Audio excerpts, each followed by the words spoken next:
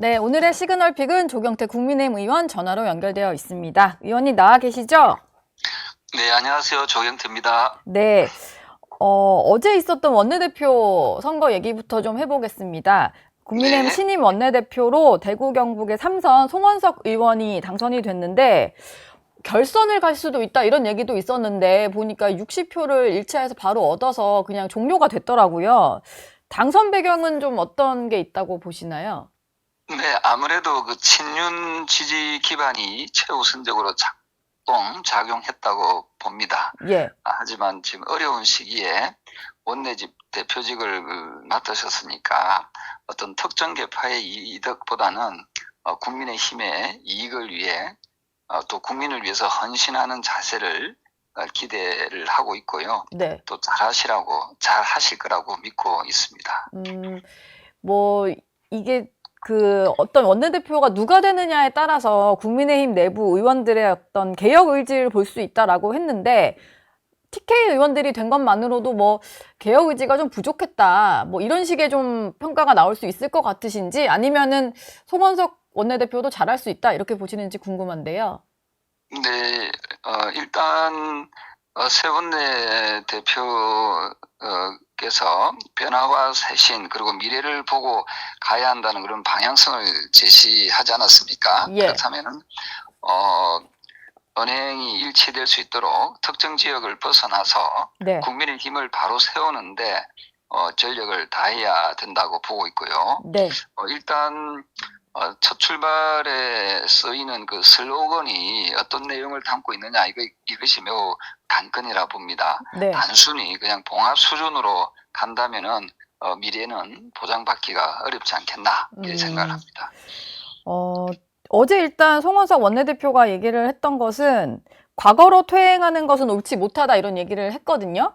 그러니까 뭐 앞으로 네. 나아가자 이런 건데 이게 또 다르게 좀 해석을 하다 보면은 이제 너무 우리가 과거에 있었던 계엄이라든지 탄핵에 대해서 좀 얘기를 하지 말고 그냥 앞으로 있을 일만 말하자 이렇게 좀 해석이 되기도 해요. 어떻게 좀 들으셨나요? 저는 앞서 말씀드렸던 대로 지금 영남 자민련이라는 그런 자주 섞인 목소리도 나오고 있지 않습니까? 예, 그렇다면 원내대표께서 그 태도가 매우 중요하다 생각합니다. 앞서 말씀드렸던 대로 이제는 친윤이라는 그런 타이틀을 내려놓고 국민의 힘을 살리는데 주력을 해야 된다 이래 보고 있고요. 예, 송 대표, 원내대표 역시 삼선 의원으로서 헌법기관이라는 그런 자부심을 가지고 있는 분이라고 생각을 합니다. 예, 따라서 이 사항을 엄중히 잘 보고 저는 있다라고 보고 있고요. 그리고 네, 과거에 잘못했던 비상계엄이라든지 또 그런 상황에서의 우리 당이 움직였던 여러 가지의 국민들로부터 실망을 안겨다 준 그런 내용에 대해서는 네, 단호한 마음으로 제대로 정리해 나가는 그런 모습이 필요하다고 보고 있고요. 여당에서도 예. 새 원내대표에게 헌정 질서 회복을 함께 해달라 이런 주문을 하지 않았습니까? 네. 그래서 저는 이런 부분에 대해서 저는 잘 생각을 하고 판단할 거라고 봅니다. 지금 뭐 민주당에서도 김병기 신임 원내대표가 활동을 시작했는데 두 사람의 케미는 좀 어떻게 전망을 하시나요? 김병기 원내대표가 워낙 좀 강성으로 알려져 있어서 이게 예결위원장이나 법사위원장을 놓고 좀 협상이 잘 될지가 궁금한데 어떻게 보세요? 일단 민주당의 원내대표의 첫 마디, 즉 일성을 보면은 네, 내란 세력을 척결하겠다는 거지 않습니까? 예, 그렇다면 국민의힘 새 원내대표 역시도 전향적인 마인드가 작동해야 된다. 그래야만이 협치가 가능하다 이렇게 보고 있고요. 예, 저는 예결위는 어쨌든 정부 여당으로서의 책임성을 부여한다면은 여당이 하더라도 법사위의 경우에는 서로 견제와 균형의 측면에 봤을 때는 또 갈래를 봤을 때는 갈래를 따라야 된다 이런 생각을 합니다. 예, 그리고 또 법사위가 네, 모든 것을 좌지우지한다는 그 생각 자체를 저는 네, 버려야 된다고 보고 있고요. 네, 이런 연장선상에서 봤을 때 여당도 야당에게 양보하는 그런 정치력이 필요하지 않을까 저는 그렇게 보고 있습니다. 조금 전에 의원님 말씀 중에 나온 표현인데 그 송원석 신임 원내대표에게 전향적인 마인드가 필요하다. 조금 더 이게 무슨 말씀이신지 구체적으로 여쭤봐도 될까요? 어쨌든 그 대명천지에 그 또 선진국에서 비상계엄을 한 사례는 없거든요. 예. 이것을 우리 당 일부 그리고 또 당내의 일부 당원들, 극우화된 당원들은 이해를 잘 못하는 것 같아요. 네. 극우화된 당원들은 말로는 자유민주주의를 외치거든요. 이 방송을 듣고 있는 분들 잘 좀 들어보십시오. 예. 자유민주주의와 비상계엄은 완전히 상반되는 개념이거든요. 예. 비상계엄은 과거 독재 정권 또는 후진국에서 정치가 불안정한 나라에서 이루어지는 그런 행위지 않습니까? 네. 자꾸 비상계엄을 계몽이라는 그런 어처구니 없는 그런 해석을 하는 분들이 있는데요. 계엄은 계엄인 겁니다. 네. 이것은 초중학생들도 아는 그런 개념이거든요. 그래서 이런 부분에 대해서 우리가 좀 더 단호할 필요가 있다. 단호하게 대처해 나가고 두 번 다시는 비상계엄과 같은 그런 어리석은 그런 일들이 벌어지지 않도록 네. 해야 된다는 그런 측면에서 봤을 때 예. 저는 우리 당이 좀 쇄신하는 모습을 보이는 것이 대단히 중요하다. 저는 그래 봅니다.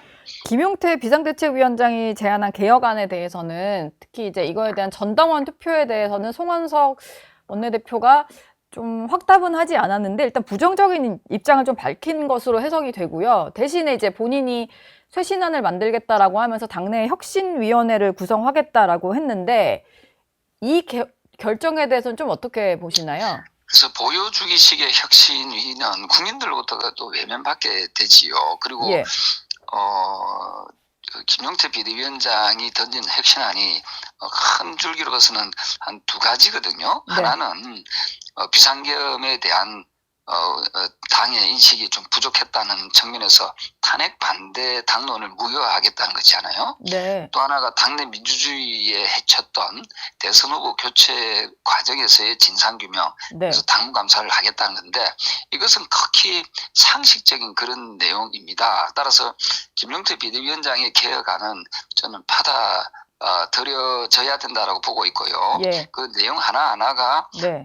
정리하고 가야 할 사안이고 그래야만 국민들께 저는 지지를 호소할 수 있다 이렇게 보고 있습니다. 전당원 투표까지는 아니더라도 혁신위원회가 꾸려지면 거기 이제 김용태 혁신 개혁안에 담겼던 내용들까지도 좀 이어받아야 된다 이렇게 보시는군요. 네, 그래야만이 그 앞서 새 원내대표가 이야기했던 변화와 쇄신 그리고 미래를 보고 가겠다는 그런 방향 제시가 일치되게 되는 거거든요. 예. 말은 변화와 쇄신 그리고 미래를 보고 가겠다고 해놓고 네. 과거에 있었던 일에 대해서는 전혀 손을 대지 않고 개혁하지 않으면은 국민들은 이 당에 대해서 이 지지를 계속 보내기가 상당히 어려워지지 않겠나 이렇게 봅니다. 지금 사실 비대위 체제다 보니까 이게 빨리 좀 끝나고 전당대회를 아마 치러야 되지 않을까 싶은데, 시기를 놓고는 여러 가지 말들이 있는 것 같아요. 근데 당내에서는 뭐 7월 안에 치러야 된다라는 말도 나오는 것 같은데, 의원님 보시기에는 언제가 가장 적당한 시점이다, 이렇게 보시나요? 네, 많은 분들이 어쨌든 조기 전대를 주장하고 있다라고 보고 있고요. 예. 어쨌든 국민들의 뜻 그리고 당원들의 뜻을 받드는 그리고 당원들이 선출하는 그런 정통성 있는 지도부가 구성되어야 만이 내년 지방선거를 제대로 대응할 수 있지 않을까 이렇게 보고 있습니다. 예. 그런 의미에서 네. 당을 하루빨리 안정화시키는 것이 매우 중요하지 않을까 이런 생각을 합니다. 홍준표 전 시장이 지난 대선 경선 과정에서 결과가 나온 이후에 이제 탈당을 했는데 오늘 하와이에서 귀국을 하겠다라고 합니다. 좀 궁금한 것은 정치 더 안 하겠다라고 했는데 SNS 글은 되게 활발히 올리시고 나라 위한 일을 고민하겠다라는 글까지 좀 남기셨거든요. 홍 전 시장이 지금 뭐 당원은 아닙니다만 돌아와서 좀 어떤 역할을 할 수 있을 거라고 보시나요? 글쎄요. 어쨌든 어떤 개인의 정치적인 영역과 발언에 대해서 일일이 평가하는 것은 바람직하지 않다고 보고 있고요. 예. 어쨌든 어떤 그 모습으로 또 활동할 것인지에 대해서는 좀 두고 봐야 될 그런 사안이 아닌가 이렇게 봅니다. 네, 알겠습니다. 민주당 얘기로 또 잠깐 넘어가 보겠습니다. 민주당에서는 8월 2일에 전당대회를 연다고 하는데 지금 후보군으로 나온 사람이 뭐 이미 출마 선언 던진 게 정청래 전 수석 최고위원이 있고 또 박찬대 전 원내대표 아마 이렇게 2파전으로 좀 치러질 것 같아요. 두 사람 모두 친명계로 분류는 됩니다만 이 두 사람을 놓고 이제 친명 뭐 일부 뭐 강성 지지층들 사이에서는 좀 파가 갈린 느낌이거든요. 이 상황은 좀 어떻게 보시나요? 벌써 좀 내분이 시작됐다 이렇게 봐야 될까요? 어쨌든 두 분은 여당 내에서 어쨌든 인정받고 있는 그런 후보군이라고들 하고 있지 않습니까? 예, 문제는 서로가 충성 경쟁하듯이는 해서는 안 된다 봅니다. 특정인을 향한 충성 경쟁하는 모습은 국민들 눈살을 찌푸리게 할 수밖에 없는 것이요. 저는 예, 국민을 향한 그 충성 경쟁은 저는 올바르다고 보고 있거든요. 예, 그래서 우리 국민들이 지금 무엇을 바라고 있는지에 대해서 저는 아마 두 분은 잘 알고 있을 거라 보고 있고요. 네, 그래서 국민의 그 눈높이에 맞는 그런 정치를 해야 된다 봅니다. 그리고 누누이 강조하지만 저는 정부와 여당은 때로는 협력도 해야 되지만 견제와 균형을 통해서 네, 정부가 제대로 된 방향성을 가질 수 있도록 하는데 여당은 또 여당 내로에서의 그 노력을 해야 된다 이렇게 보고 있습니다. 예. 뭐 아직 전당대회 시점도 정해지지는 않았습니다만 아마 뭐 국민의힘도 전당대회를 뭐 늦어도 8월 안에는 치르게 될 것 같은데요. 지금 누가 되더라도 강성 친명 대표가 들어서게 되는 거잖아요. 여기를 좀 상대하려면은 국민의힘에서는 좀 어떤 인물이 대표가 돼야 될까요? 저는 어쨌든 여당 내에서 봤을 때 과연 야당의 어떤 그 인물들 가운데 예, 협력과 협상을 할 수 있는 그런 인물이 누구냐 이런 것들도 많이 찾을 거거든요. 네, 그렇다면은 소수 야당의 한계를 좀 딛고 정치력을 잘 발휘할 수 있는 네, 그런 인물이 당 대표가 되어야만이 저는 그것을 극복해낼 수 있다라고 봅니다. 그래서 즉 다시 말씀드려서 상대방의 파트너를 인정할 수 있는 그런 인물이 우리 야당에서도 나와야만이 네. 여당에서 와의 그 관계 속에서 협상력을 높일 수 있다. 저는 그렇게 봅니다. 지금 뭐 거론되는 거라고 하면 김문수 전 후보나 뭐 한동훈 전 대표 이런 분들이 좀 많이 거론이 되시는데 이 두 분은 방금 말씀하신 거에 좀 부합하는 인물인가요? 네, 그런 판단은 아마도 예, 이제 대표 선거를 치르는 과정에서 정치력이 또 드러나지 않겠습니까? 예, 이런 몫은 저는 당원들과 국민들의 몫이라고 보고 있고요. 예, 그 여당 내에서도 강성의 어떤 지도부가 구성된다면은 네. 아마도 그 강성의 지도부, 여당의 강성 지도부와의 협상력 그리고 협치를 할 수 있는 그런 인물이면 저는 좋겠다 이런 생각을 합니다. 예. 그 의원님도 지금 당내 최다선이신데 혹시 요구가 있다면은 생각 좀 해보실 수 있습니까? 전당대회 출마요?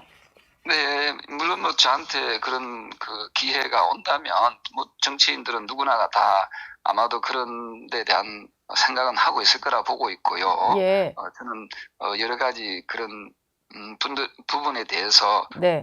당원들과 또 국민들과 많은 소통과 또 고민을 좀 하고 있습니다. 알겠습니다. 지금까지 조경태 국민의힘 의원과 함께 했습니다. 오늘 말씀 감사합니다. 네, 고맙습니다.